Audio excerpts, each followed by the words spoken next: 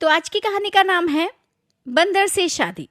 तो आइए सुनते हैं इस कहानी को, इस लोक कथा को मेरे साथ, यानी आपकी अपनी नीति के साथ। एक बार की बात है कि एक लड़की नदी पर नहाने और पानी भरने गई। उसे नहाने के लिए अपने कपड़े उतारे, उनको किनारे पर रखा और नहाने के लिए जब पानी में चली गई और जब वह नहा रही थी तो एक बंदर आया और वो उसके कपड़े उठाकर भाग गया। लड़की ने बंदर का पीछा किया और चिल्लाकर बोली, ओ बंदर, रुक जाओ, मेरे कपड़े वापस करो।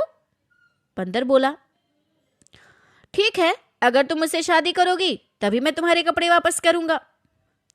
लड़की यह सुनकर हैरान रह गई। वह बोली, ये तुम क्या कह रहे हो? मैं तुमसे शादी कैसे कर सकती हूँ? मैं एक लड़की हूं और तुम बंदर। बंदर बोला, ठीक है, मत करो शादी मुझसे, मैं भी तुम्हारे कपड़े नहीं दूंगा। लड़की बेचारी ये सुनकर बहुत ही परेशान हुई, पर वह कुछ नहीं कर सकती थी। आखिर थक हार कर वह उस बंदर से शादी करने को तैयार हो गई। शादी करने के बाद वह बंदर उसको अपने घर ले गया।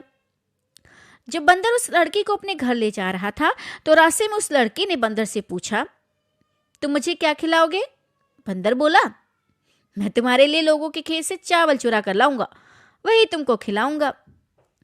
इस तरह वह लड़की बंदर के साथ रहने लगी। बंदर उस लड़की के लिए लोगों के खेतों से मक्का और चावल चुरा कर लाता। वह उसी को पकाती थी और खाती थी। वह लड़की उस बंदर के साथ रहती जरूर थी, पर वह हमेशा यही सोचती रहती कि किस तरह वह बंदर के घर से भाग जाए।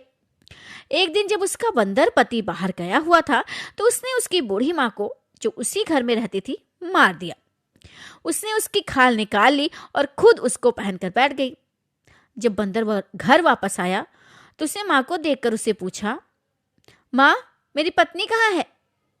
उसकी पत्नी, जो उसकी माँ बनी बैठी थी, बोली, बेटा, मुझे क्या मालूम तेरी पत्नी कहाँ है, कहीं भाग गई होगी।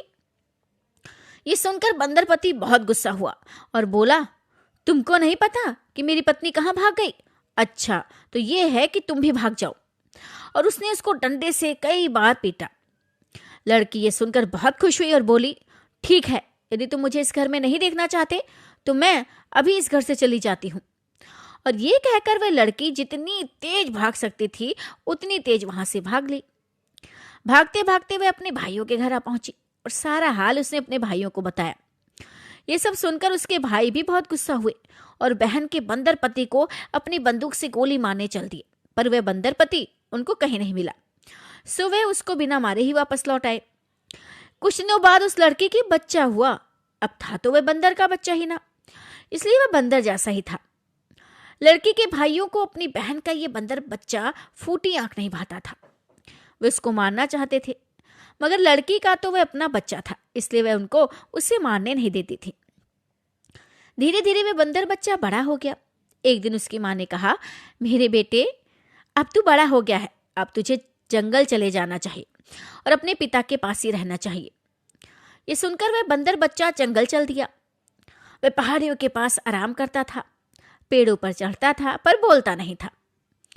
जिस दिन वह बंदर बच्चा जंगल की तरफ चला, उसके जाने के कुछ देर बाद ही उसकी माँ ने जिन मशीन से कपास साफ करनी शुरू कर दी।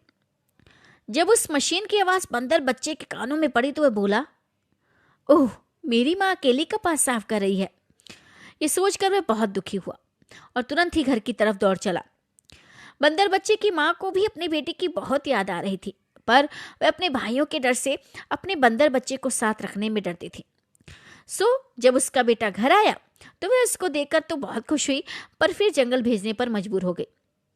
अगले दिन उसने फिर बंदर बच्चे को जंगल भेज दिया और उस दिन उसने कपास साफ करने वाली मशीन नहीं चलाई। सो बंदर का बच्चा भी जब पेड़ पर चढ़ा तो उसे जिन की आवाज नहीं सुनाई दी और वह फिर हमेशा के लिए जंगल की तरफ चला गया। समाप्त।